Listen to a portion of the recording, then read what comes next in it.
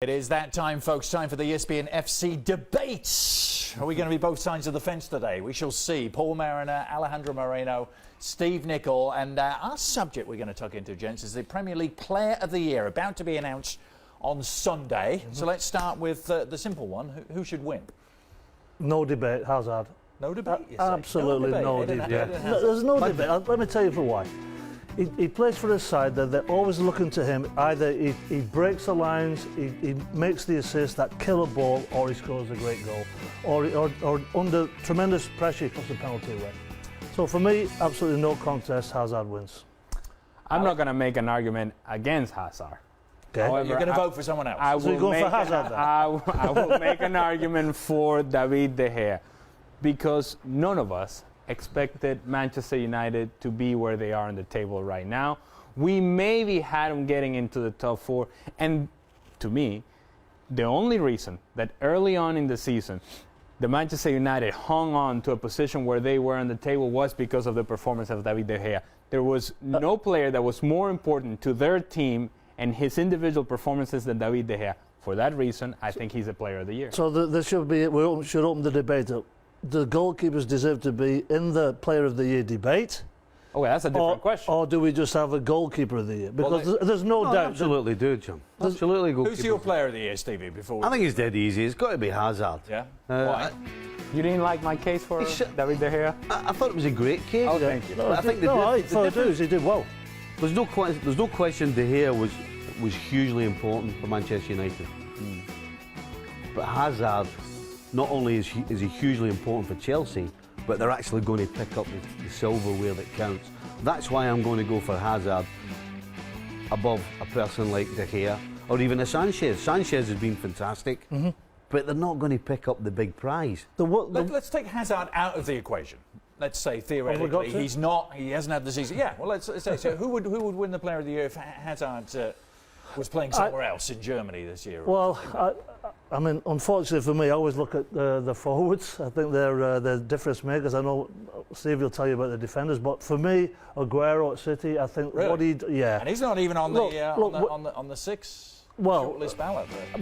But he should. I think he should be, because he is so important to Manchester City. No, it's not Aguero. It's too much in a year, though, don't you think? He's still got 20 goals, Steve. I mean, when he leads the line for Manchester City. Yeah, but he's missed half the season, so if it's played a half. Well, I'll tell you what, you've even stocked my case up even more. If he's only played half a season and got 20 goals, he's in. I was trying to help you.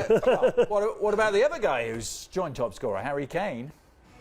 Should he not be in the running if Eden Hazard wasn't? I think the reason I wouldn't pick Harry Kane is I think it's easier to score goals for a side that's not expected to be winning the big prizes.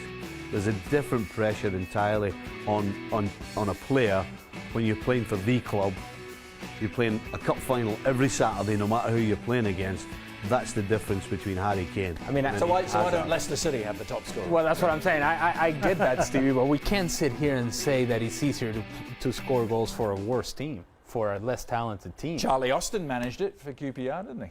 I mean, I'm not saying that. What I'm saying is the pressures are completely different. I get that. I understand. Listen, I'll give you a good example. You've got a guy, Dejan Lovren, who at centre-back for Southampton, a smaller club, was an absolute world-class centre-back, was one of the best centre-backs in the Premier League. He goes to Liverpool, a team with huge history, a team where you have to perform. There's a lot of pressure on you to perform, and he can't do it because he can't handle the pressure.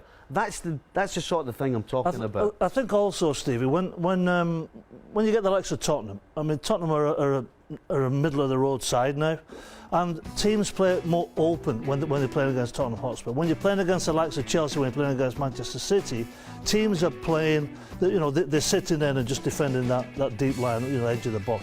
That's why, I mean, I go for Hazard, because he's the type of guy that can break the lines. But if Hazard's out of the equation, I'll go for Aguero, because the kid does it all. He's unbelievable.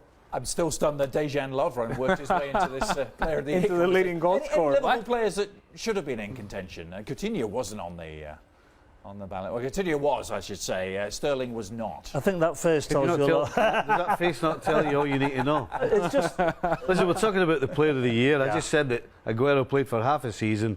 Listen, Liverpool up until Christmas were pretty rotten. Coutinho was okay. Now, when they had that great spell after Christmas, he was fantastic. It's got to be a player of the year, not a short period of time. I think we'll all be a little surprised if it's not Eden Hazard announced on Sunday. Weekdays, 6 p.m. Eastern is start time. ESPN News, the place. Hope you can join us. ESPN FC, the show.